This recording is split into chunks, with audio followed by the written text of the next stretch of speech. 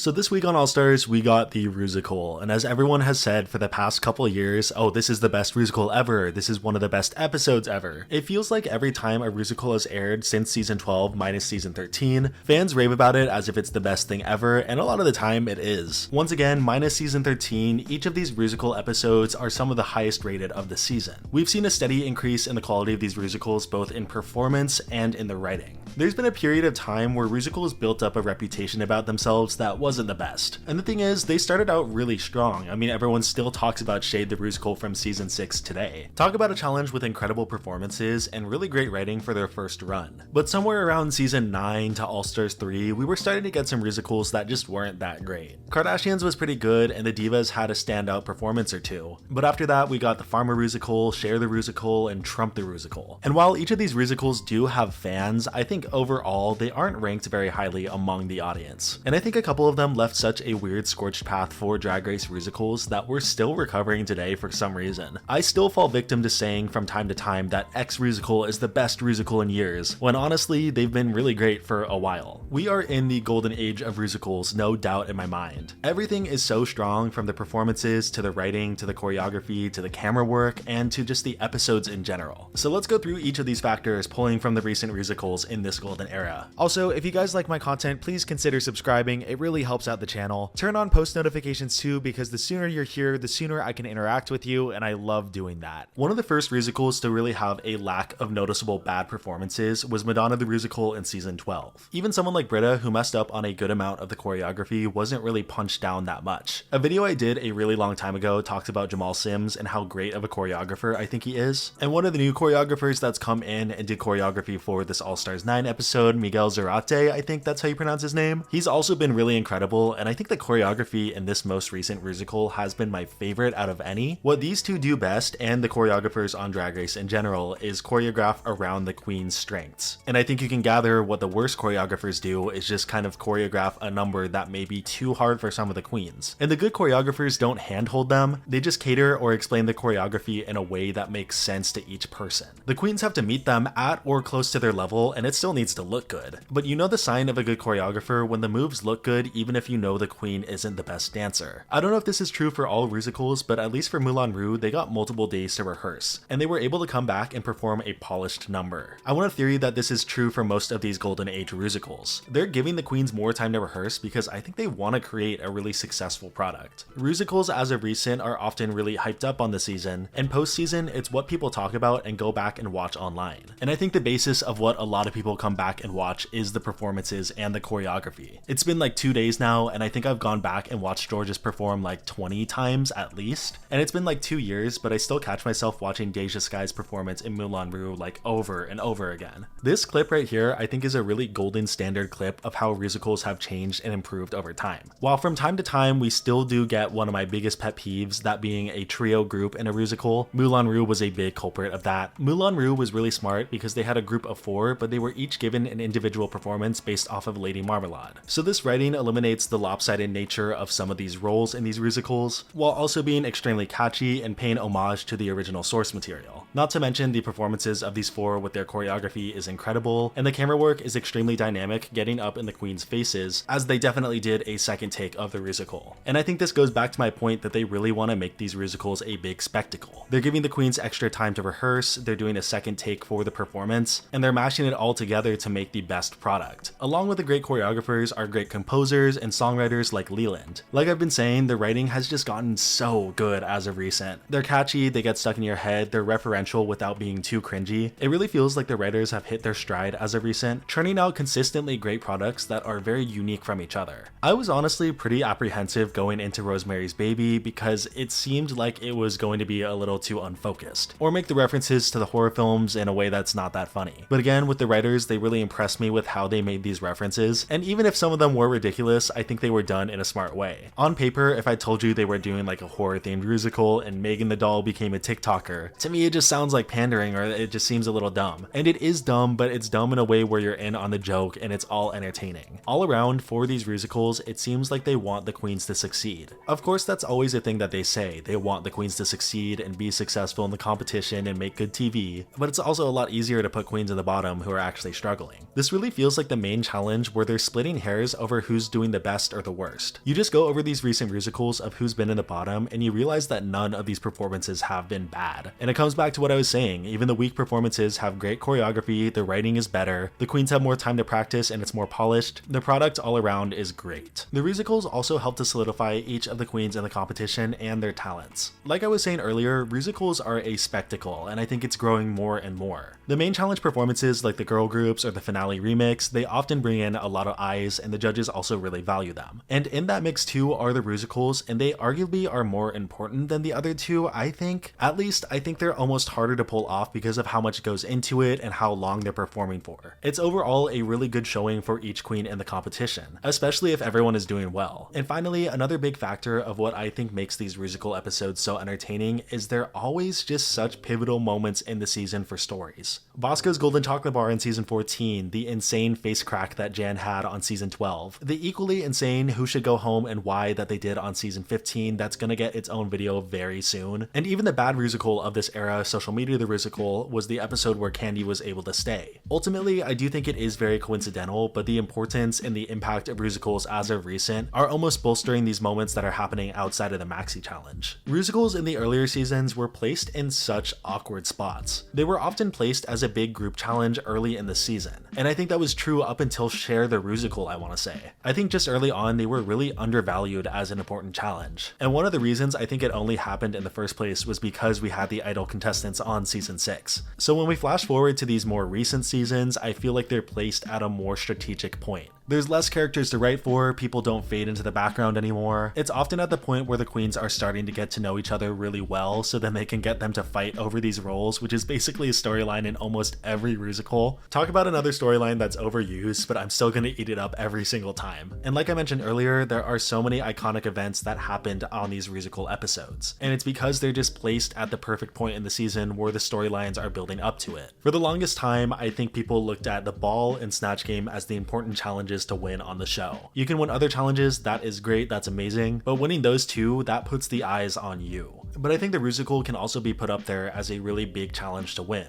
If the curse wasn't a thing, which is just another funny thing that we can talk about. Though I think it takes insane skill and talent to win the Rusical, and if you win it, you're often remembered as a big part of the season. You're never going to be remembered as the winner of the season because no one who has ever won the Rusical has gone on to win the season. It is the one curse on the show that has remained consistent, and at this point, I am almost believing it for sure. Yet slowly but surely, I do think we're getting to a point where people are respecting the Rusical for how amazing it is. And once the first winner of a Rusical that wins the season goes on and wins, I think people are also going to regard it as one of the big challenges that queens should go for to win. But for right now, it's still a curse. If there's one word that I've said in this video that I think defines Rusicals, it's spectacle. That's both within the challenge and everything that surrounds it. These iconic moments that are seen in the Rusical episodes are pushed on by the energy that was seen in the performance of the Rusical. Since season 12, we've got consistently great Rusicals, and I think that pattern is only going to continue. But next year, I can't wait to get my memory wiped and tweet that this is the best Rusical we've had in a very long time. Thank you so much for watching, like and subscribe, and I'll see you soon with another video. Come on, come on. We had turned that bitch. Yeah, we turned